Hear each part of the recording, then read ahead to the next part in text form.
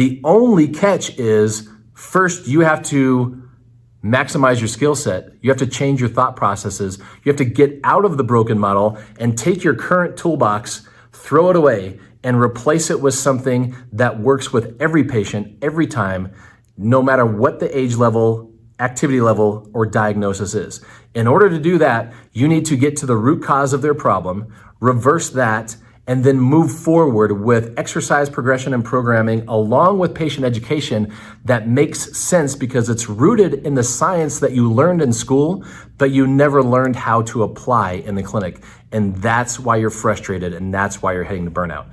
The only people that I work with and teach these concepts to as far as scaling and opening and running a successful clinic are those who have gone through the membership. If you haven't done our 4-month hybrid model, which is videos sent to your inbox, teaching you how to apply the science that you learned, but you never learned how to apply it, and then working with me and the rest of our students right here in my clinic for a 2.5-day lab session. Once you go through that, you'll understand how to change everything you do, give patients a product that nobody else can, and results that nobody else will.